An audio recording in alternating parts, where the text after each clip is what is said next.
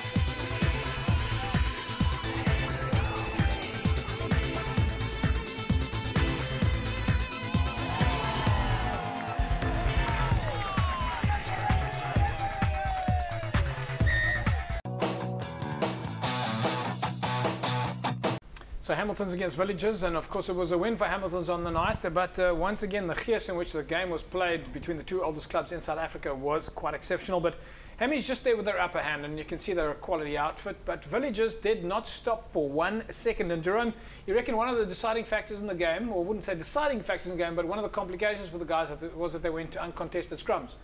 Yeah, definitely. I've spoken to Bossy or Esley Clark, the 8 men of Villages. Yeah. And he said the big thing for them was a big setback, losing Ryan Germes as their tight head prop. Yeah. And later on they went uncontested.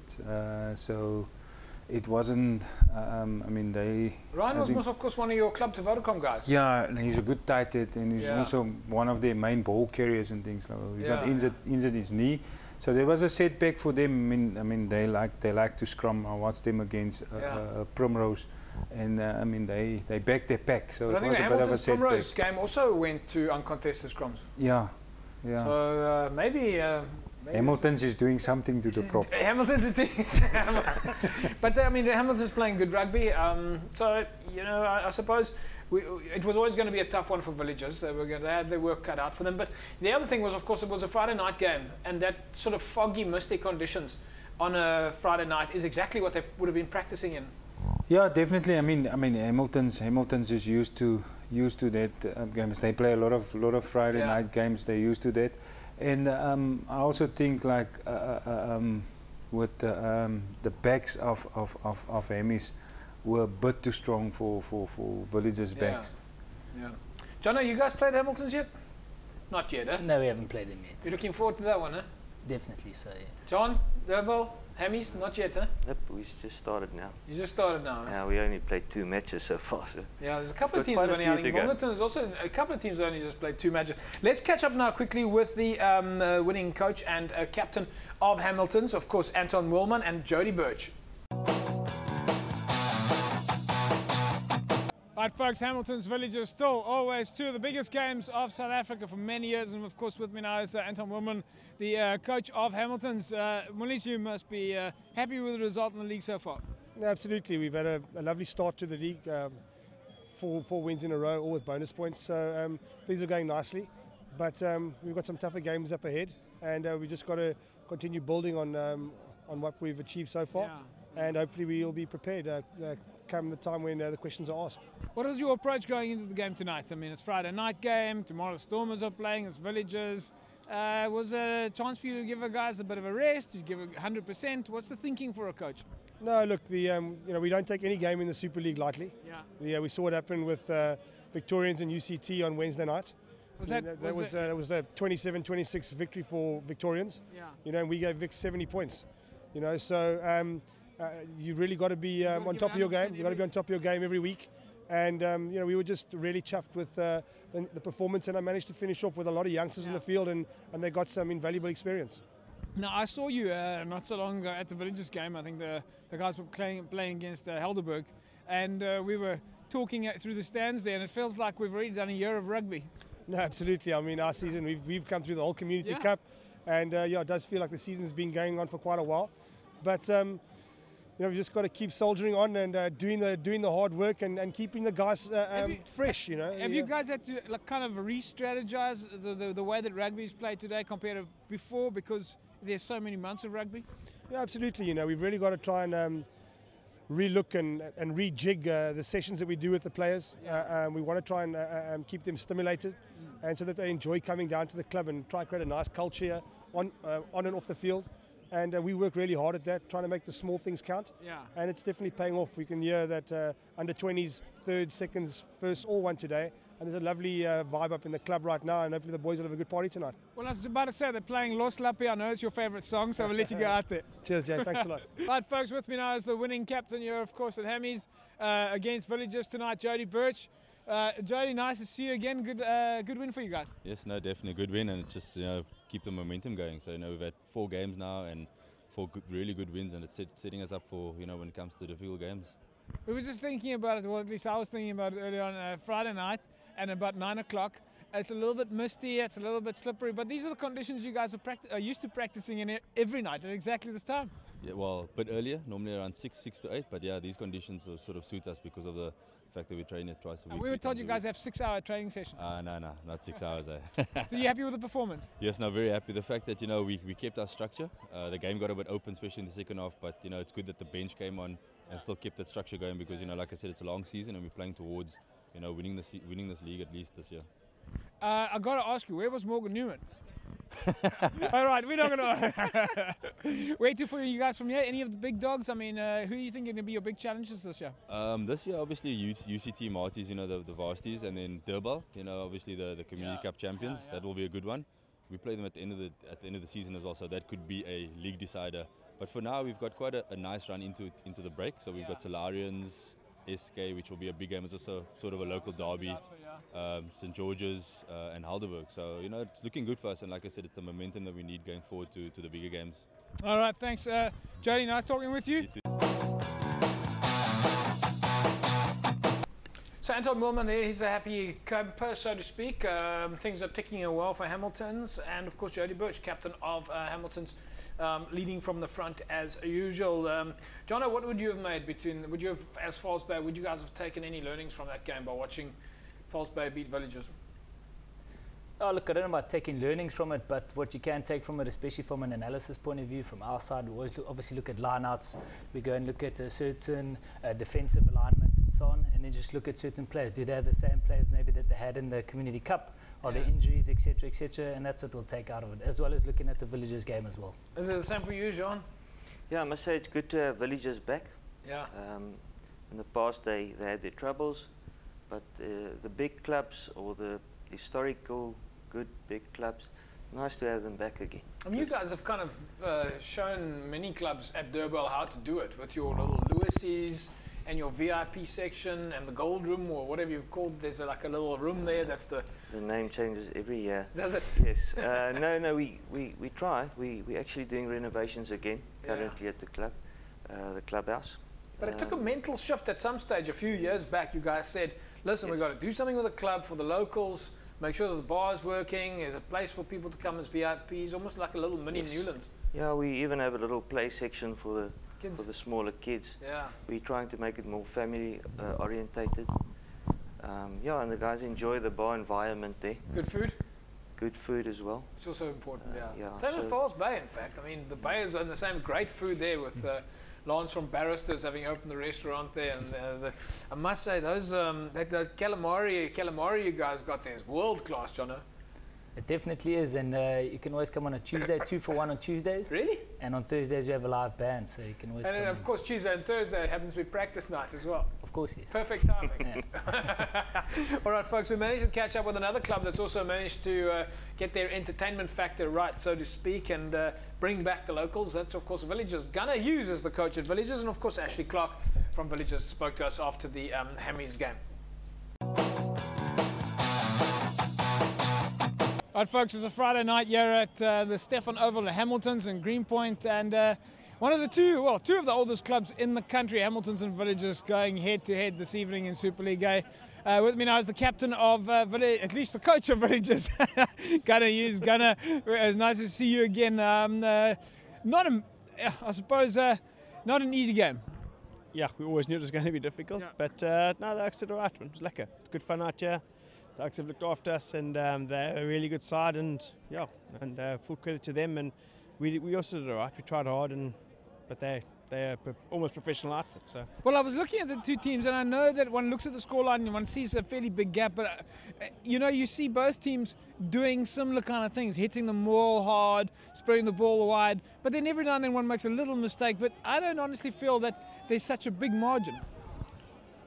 JP, depends how you look at it. Okay, right. This is I'm trying to be as nice as possible, Gunnar. But where to for you guys? We'll probably regroup on Monday. We'll have a good chat. I think it was a massive eye opener for the younger guys in our side who played today, and they're quite ambitious, some of them, and they probably had a good look at themselves when they're in the change room now as to where they want to be in a few years if they want to be professionals. So it was good for them, and they'll come back firing, and the older Oaks will keep them together. So we'll hopefully have a good week as we build into the next game. Couple of injuries. The guys okay?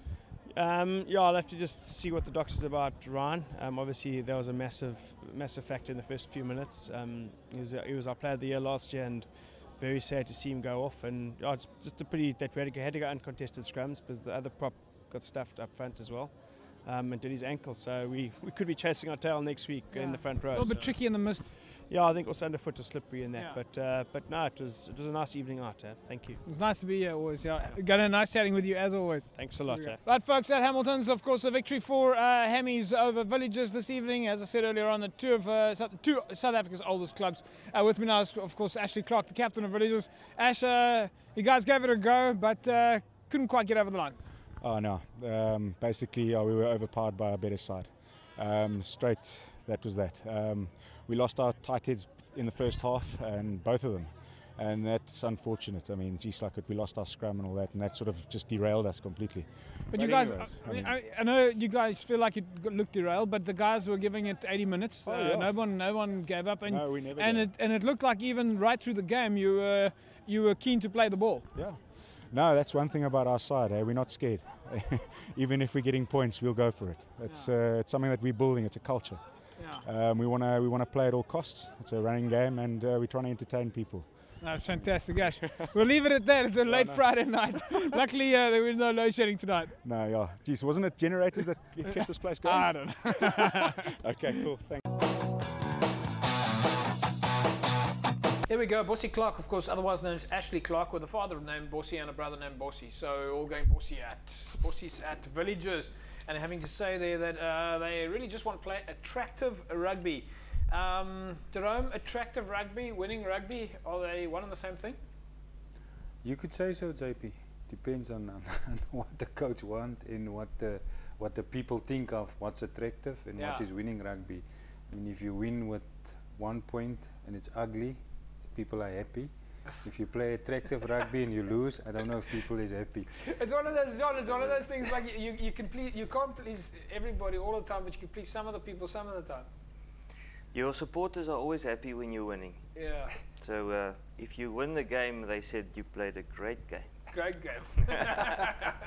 John, I mean that means you've currently got very happy supporters. Currently, yes, but we know rugby, like we always say, week by week, game by game.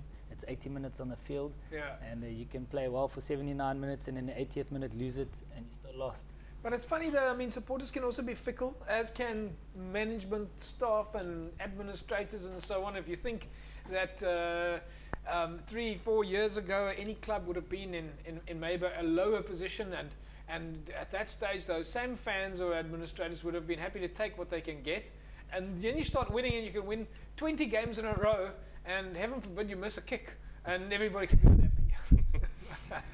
All right, folks, let's catch up now with the Evox Advanced Nutrition Man of the Match. Jacques Oosthuizen played a great game for Hammies. And, of course, as usual, we allow the coaching staff of the team to select the Man of the Match. Jacques Oosthuizen. Right, folks, with me now is the Evox Advanced Nutrition Man of the Match. Jacques Oosthuizen. Jacques, wel gedaan. Jy is vanaand se Evox Man of the Match. Daar is vir jou dus 100% whey protein van Evox. Vertel my, hoe was die game vandaan? Nee, ek het baie geniet. Dit is 'n baie groot voorreg om saam met die groot manne te speel. Baie leer verskriklik baie. En ja, baie lekker opset, baie goeie weer, so ja, kan nie meer vir meer vra nie. Nou, sê my gou wat van die game vanaand, wat was vir jou die highlights? Nee, net hoe die ouens lekker met die bal hardloop. Daar's nie lekkere rugby om net bal hard te hardloop en net lekker fisies, ja. Alright, luister, wel gedaan. Congratulations, JC Evox Man of the Match. Baie dankie. Lekker aan. There we go. Right, folks, our Evox Man of the Match, of course, here at Hamilton's. It was a victory for Hammies over Villagers this evening. Great game. Nice to come out here and seeing some good rugby on a Friday night. This is exactly what club rugby is about. We'll be back with you in a sec. All right, very happy camper there. Jacques Oosthuizen, of course, playing flank for Hamilton's. Jerome is nog jong. Hij nog lekker loopbaan voor hem. Yeah, JP, he's one of the guys that I've been watching, and we are currently busy with all the non-contracted guys for Province Under 21. We're going to get in now in 2 weeks' time. So, yeah, he's definitely one of the guys that will be there. Is he in the mix? hopefully he can make it. You can't let the cat out of the bag now. No, I can't. But I mean, we're busy with a lot of guys coming in. Yeah. So he's got a potential chance. And he's got, but he's got lots of potential. And he's a youngster playing there and playing in the league. And doesn't want to give away the secrets here. Anyway, right, folks, we're not getting anything out of Jerome yet. I just want to tell us who's going to be playing for the Springboks next week. We'll take an ad break. We'll come back. We'll start taking a look at some of the results last week. And, of course, the fixtures coming up a little bit later. Back in a sec. Welcome back, everybody. Yes, of course, it's Cape Rugby TV. And remember, you can find us on Facebook, www.facebook.com/Cape Rugby TV. And remember, share it, air it. We've got some fantastic results in very quickly on social media this week from Grant Albertine. And, of course, who else sent us? We also from... Anyway, a couple of people posted in some social media results. We'll give those names for you during the course of the show. Let's quickly look at last week, Wednesday's results. Of course, it was midweek games. Stellenbosch against Belhar, 53-21. Looks like Marty's gave Belhar a bit of a run for their money. And then, of course, UCT going down by just 1 point, 26-27 on Wednesday. All right, let's look at that. Stellenbosch Belhar. In fact, let's quickly look at the other results over the weekend. Durban beating Primrose 65-15. Hamilton's beating Villagers, as we said, 66-3. Vix going down to Tygerberg 10 points to 7. Belhar losing to Falsbay 41-0. Helderberg losing to Silurians 47-22. St. George's going down to UWC 38 points to 10. And UCT losing to Marty's 31 points to 12. Okay, let's analyze some of these results now. There was a Wednesday-Friday scenario. Again, Jono, you guys played against Belhar over the weekend. You beat them. You beat Belhar 41 points to 0. But, of course, they played against Marty's on the Wednesday. Do you think that had any impact on their game going into you guys over the weekend? Oh, well, it most definitely would have had an impact, especially probably late in the second half, in the last 30 minutes. I'm sure, because I know when they played Marty's at half-time, it was about 19-16 down, and then Marty's would have probably brought on some of their experienced guys, maybe run away with it at the end. And then, they got to pick it up and come play Saturday, but they're at home, so they were up for the game.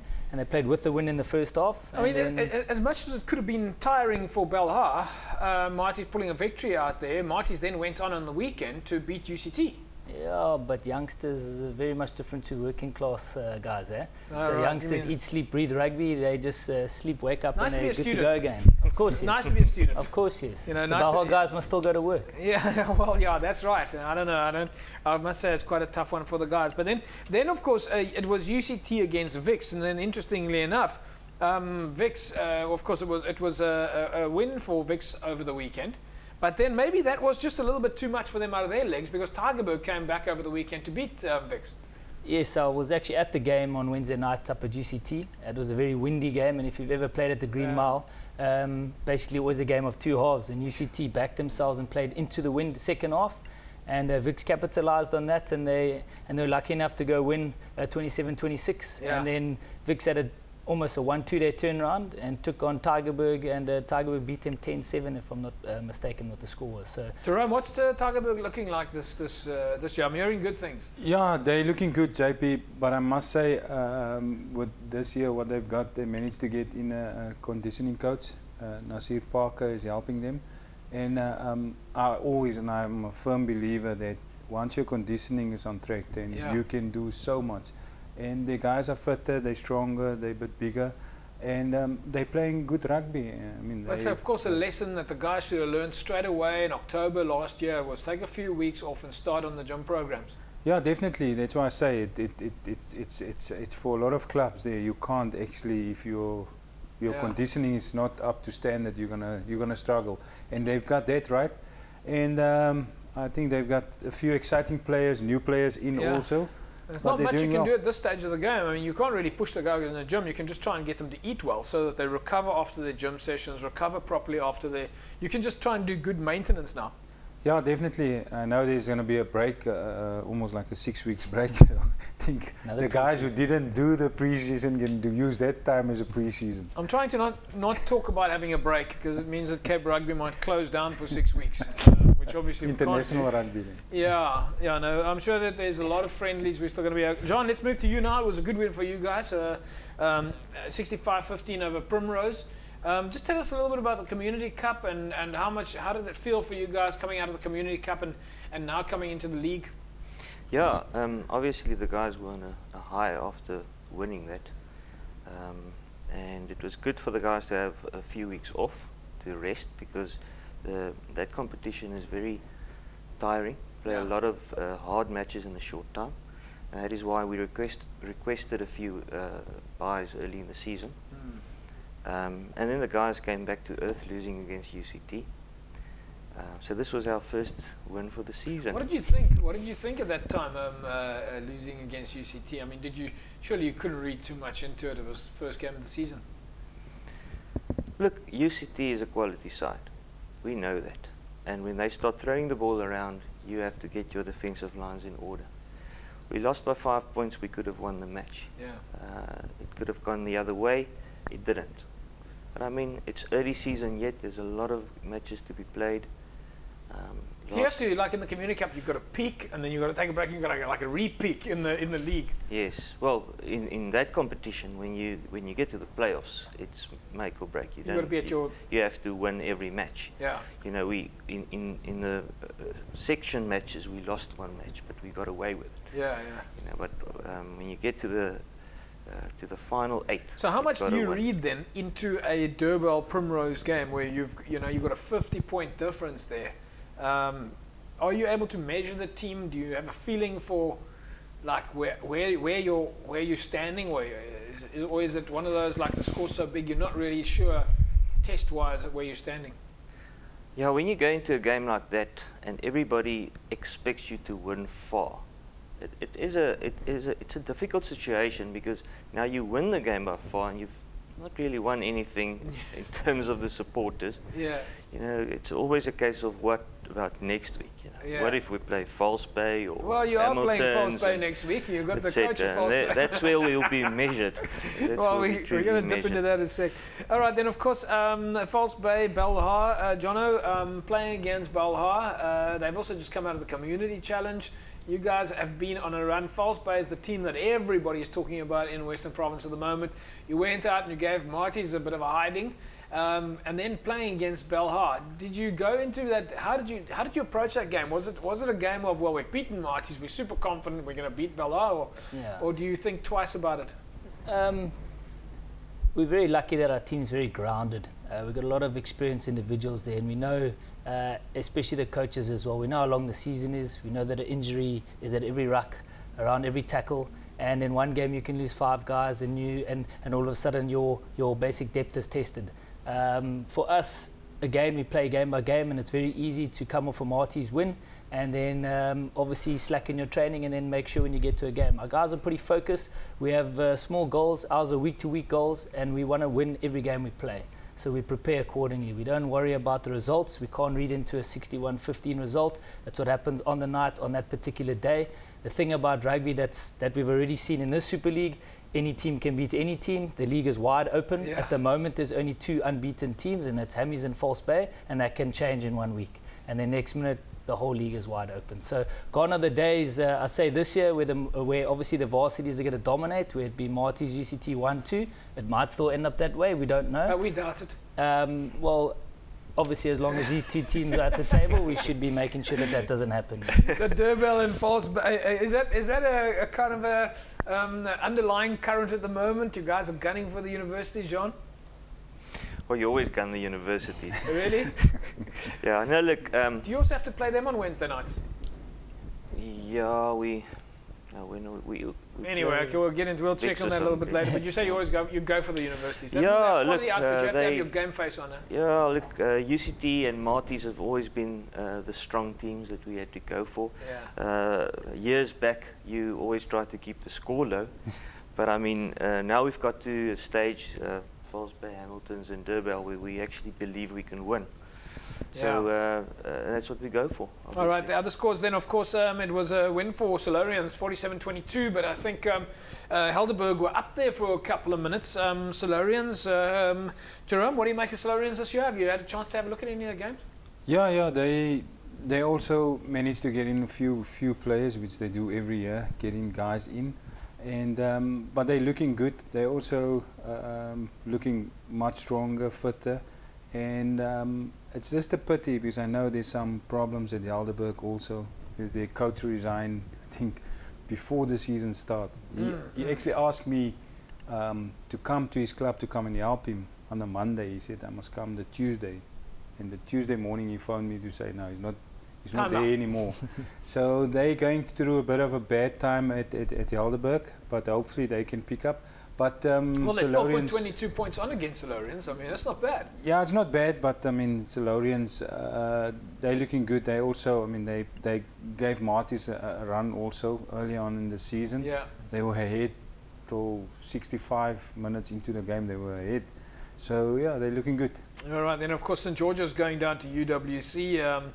The 10 points to 38. Looks like St George's are starting to pick up the chins a little bit. There was a bit of a hiding against Marty's, I think that 97-7. But the news from the St George's camp so far is that the boys are positive and they will stick at it. No one's going to be going anywhere, and they're going to make sure that they fight their way all the way through the season. And of course over the weekend it was Stellenbosch 31-12 over UCT. Solid win there. I suppose John, if Kevin Musikant would be disappointed with that result. I mean, it's one of those real derby matches. Yeah, InterVarsity is a massive game, and again it always comes on to the day. I just know that in the Wednesday night fixture against Vix they would have had 2 red cards, and it was to their front row, so it was to a prop and a hooker, and they probably weren't available for selection, which probably might have tested them in the front row. Yeah. And with Marty's pack this year being very big and very dominant, I'm sure that set the tone. Yeah. So yeah, unlucky for UCT. It seems to be 1-1 for them every year. They kind of share the trophy. So Yeah. so this year's Marty's. Yeah, I would have liked to see this home away scenario again, maybe. But anyway, we managed to catch up with Peter de Villiers, who's of course the former Springbok coach and director of rugby at UWC, and he said it was a good, hard game for St George's. Are doing well and mustn't get down, and they're in a tough league and are doing a great job for their entire community. So Peter de Villiers has got a couple of positive words to say there about St George's. When we come back after the ad break, we'll take a look at what's happening in Super League B and the other leagues. Back in a sec. Welcome back, everybody. It's, of course, Cape Rugby TV, and we bring you the very best of what's happening in Western Province Club Rugby. We suppose check new shirts, guys. Anyway, let's look at the results now in Super League B. NNK, Franschhoek, and it was a 39-13 win for NNK. Wraithby beating Hands and Hearts 20 points to 19. Belleville going down to Kuilsriver 28-26, and Rangers losing to Union Mill 22-0.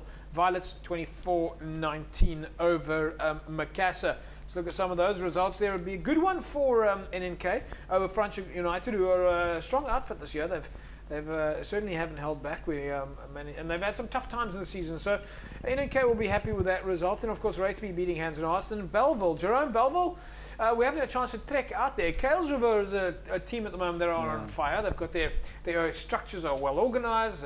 In fact, there we see Belleville Glass behind me, folks. Belleville Glass, of course, instrumental in supporting Kuilsriver. But the Kuilsriver rugby side, they've got a good solid outfit. They're well drilled. They've got some depth there.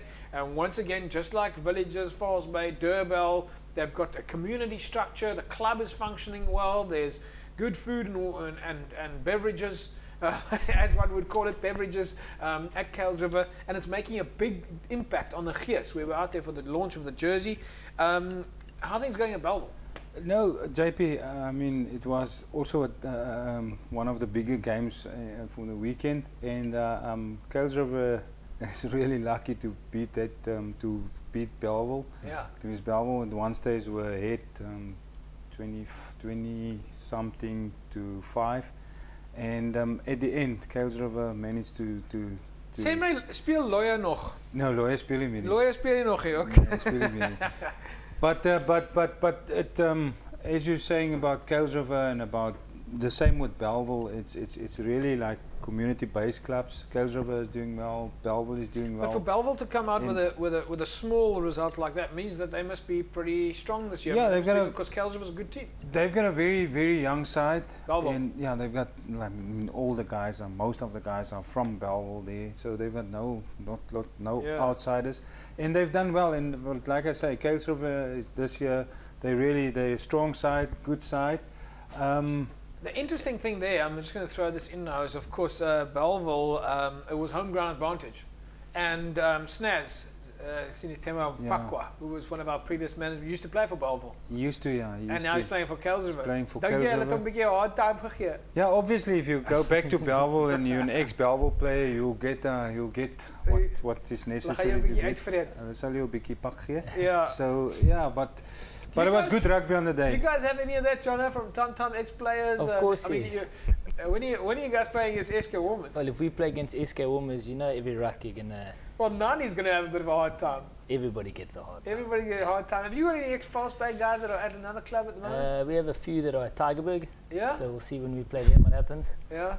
But now from our side, again, most of our guys are pretty much a family, and when they do go, it's because they maybe live in that particular area. Yeah. So no, that's politically the correct thing to say. John, what about on your side? You lost any Durban guys?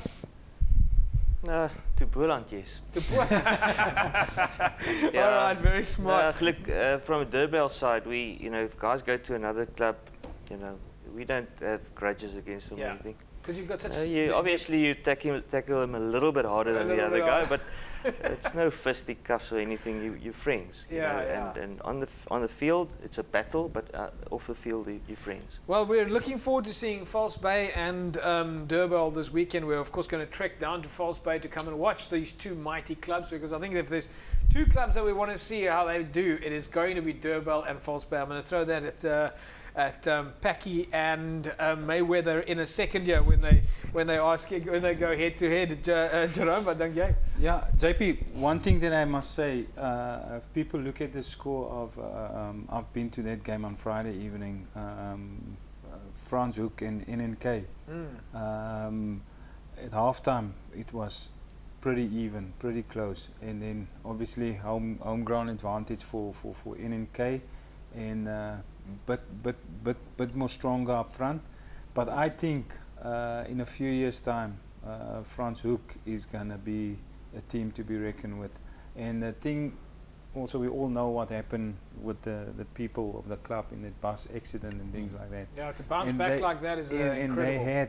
And they had all their spectators there, and that's now really galvanized tight community in a good.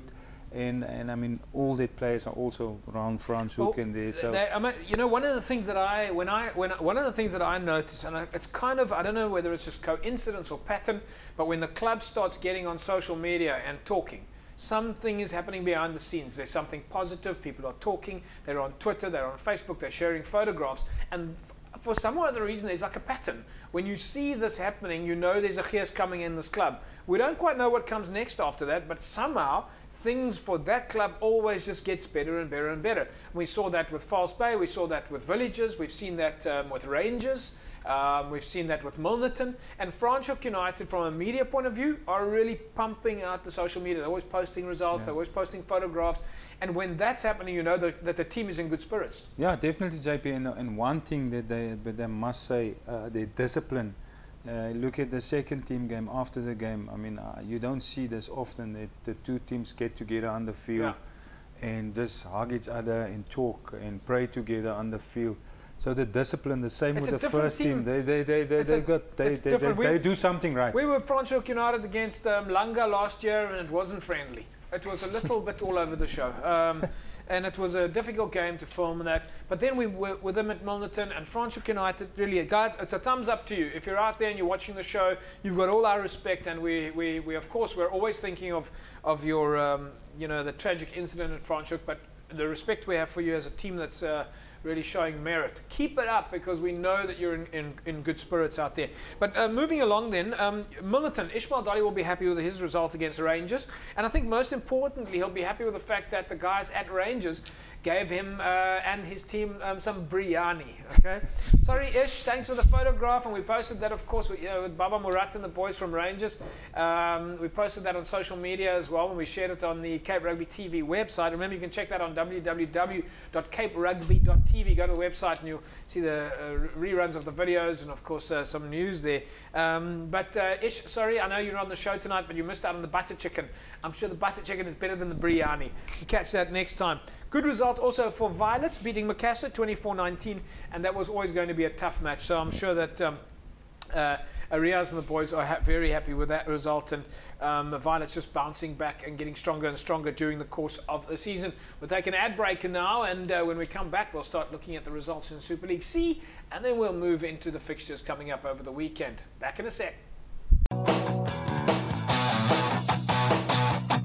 Welcome back, everybody. It's Cape Rugby TV, and once again, if you missed that website, www.caperugby.tv, caperugby.tv.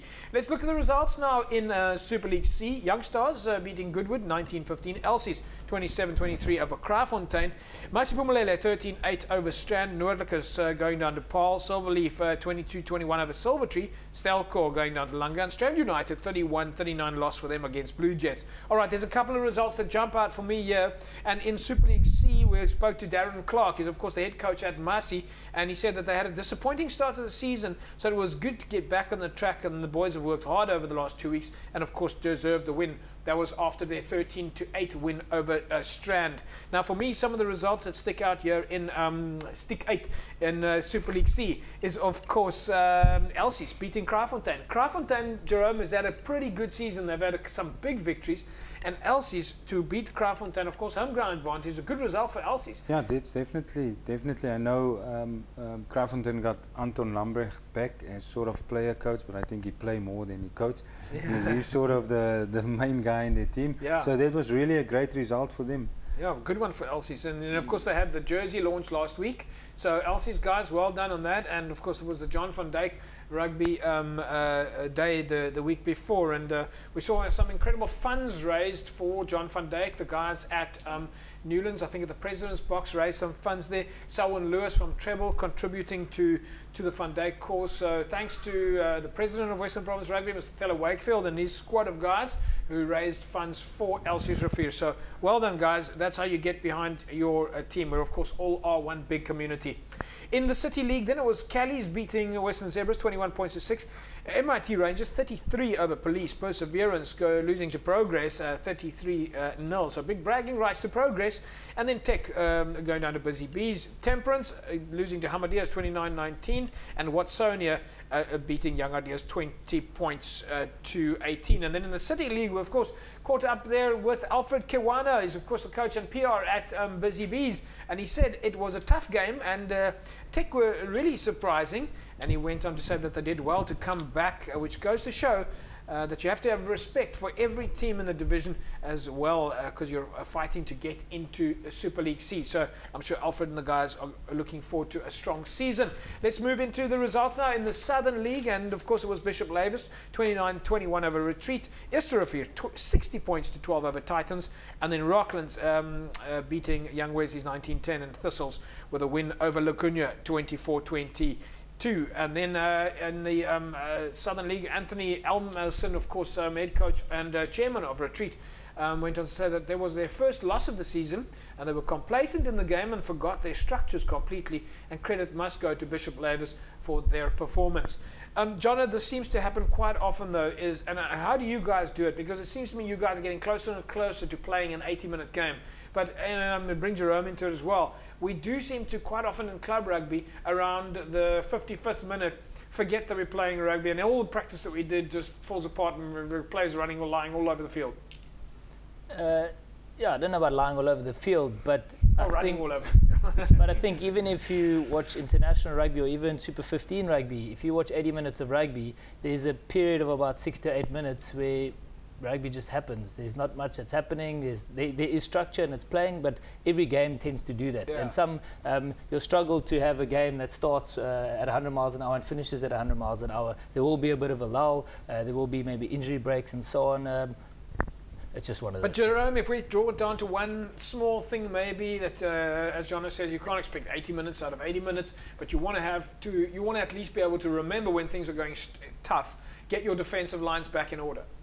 Yeah, definitely, JP. I mean, like for example, their club beating Belha 40-0. Yeah. So they've obviously done something right, but defense.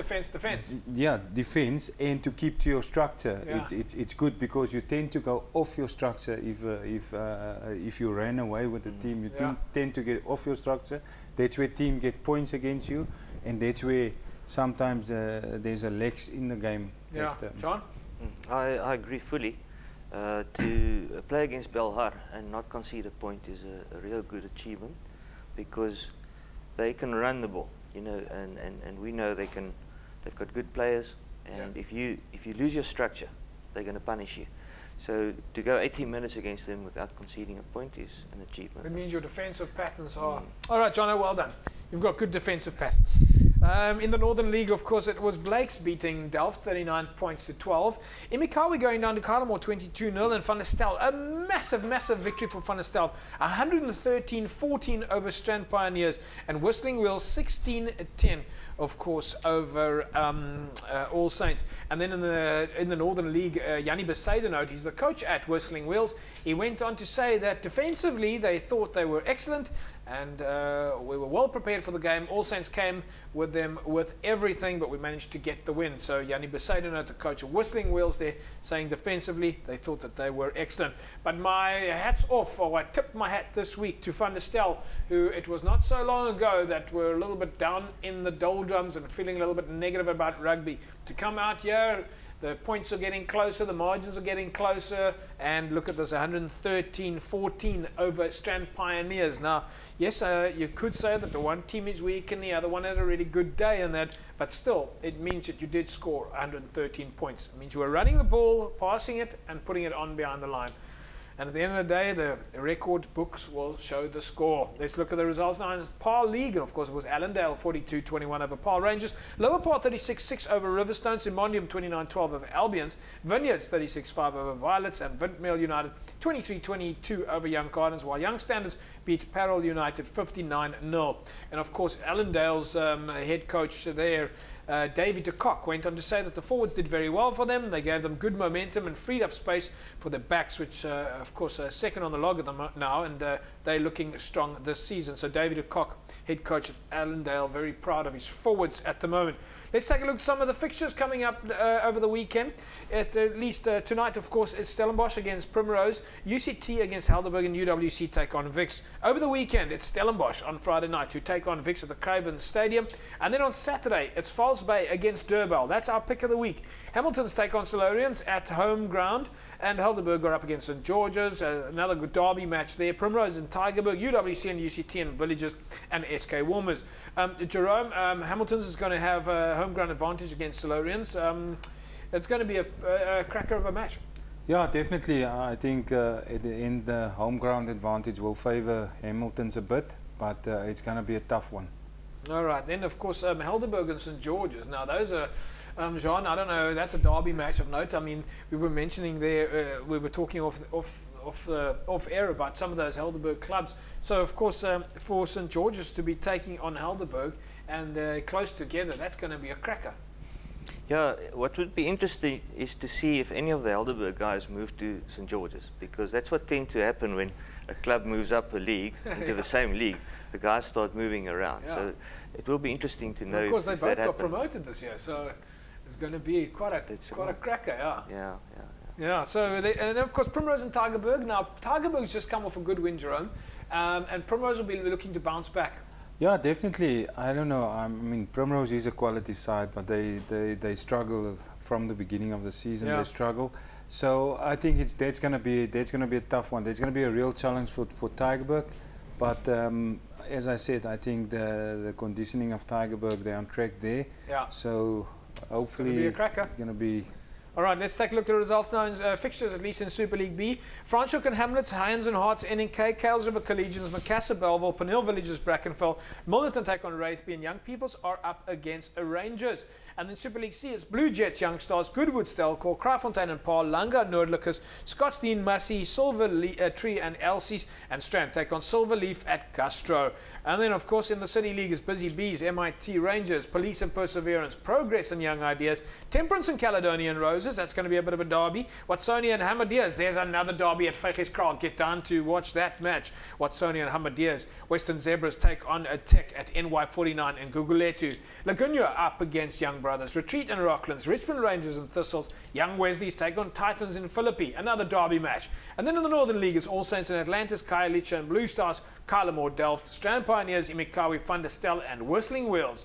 And then of course in the Paarl League, Albions and Allendale, it's Paarl Rangers and Vineyards, Parel United and Lower Paarl, Riverstones take on Young Gardens, Simondium are up against Young Standards, and its Violets are up against Windmill United at Dal Josephat. Let's take a look at our Super Brew top 10 pool this weekend. It's Super Brew that's still cracking on. That's of course after a great result from the Stormers as they beat the Brumbies by just 1 point and did not manage to see off that scrum off, unfortunately, at the end of the game. If only we had another minute of rugby at Newlands on Saturday. That nasty little scrum off from the Brumbies.